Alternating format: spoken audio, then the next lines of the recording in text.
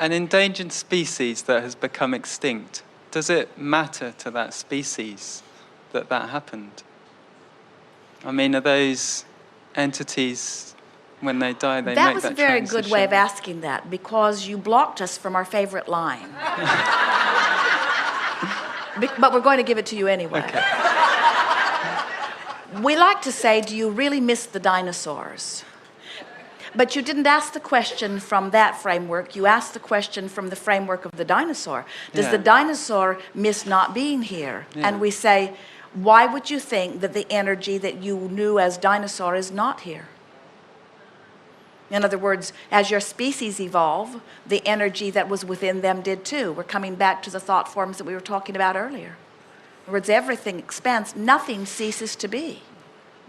So that's like saying, does the woman who is now mature miss being a 2-year-old?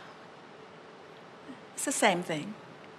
So energy is expanding too. So for an energy to expand, would it discard one physical manifestation and use another vehicle?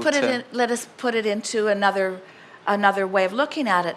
Do you believe that when a human has what you call the death experience, that causes the energy of that being, the soul of that energy, to now not have access to the physical? Do you think the access was only through that assigned clump of flesh?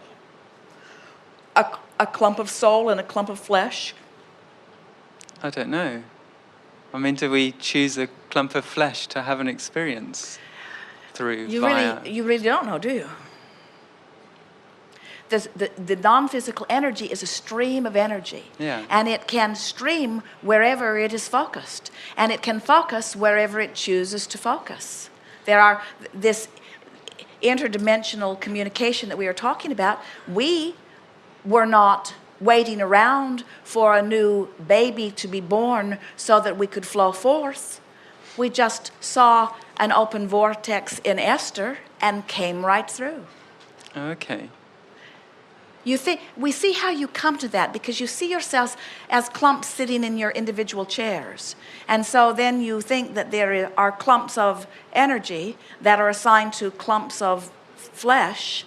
And we say it isn't that way at all. It's a stream of consciousness. It is infinite intelligence, you see.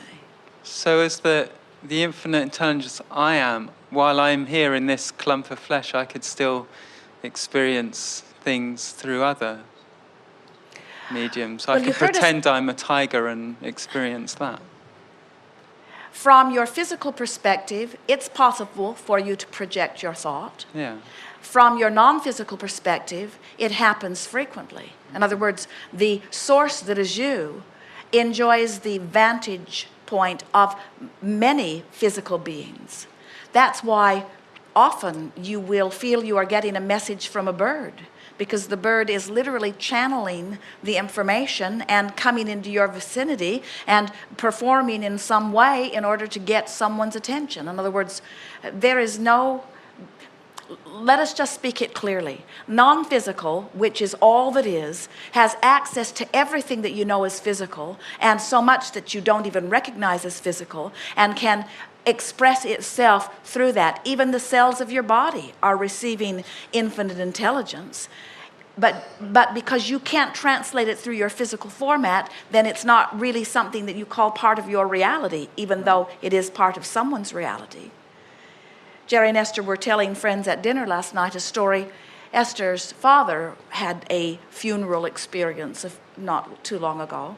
And Esther was standing at his casket at the viewing in the mortuary.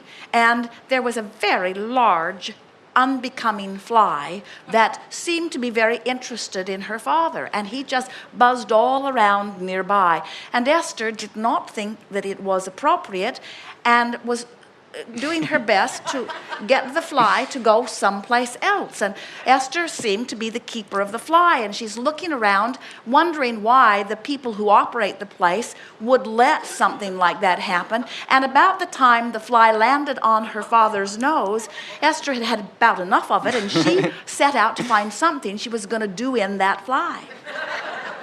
And then Esther remembered and began to laugh. She had gone all the way to ask for us water. She was going to get something to deal with the fly. And Esther remembered that her father had said on hundreds of occasions, "I would like to be a fly on the wall at my own funeral." And then Esther began to laugh as she realized this was no normal fly. This was the biggest, bluest fly she had ever seen in her life. It was a very special fly. And then Esther remembered us talking to someone in the context of your questions, explaining that Source has many avenues for whatever. And when we really want to see something, we often choose a fly because those are exceptional eyes, you see. Yeah. And now Esther is so glad that she didn't kill her father at his funeral. And then the viewing was finished. They closed the casket. They all went off and had a party at home and went the next day to the church and opened the casket again for the viewing, and the fly was there again. He had ridden over in the casket.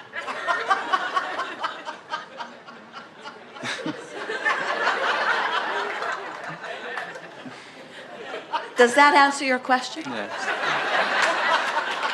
Thank you.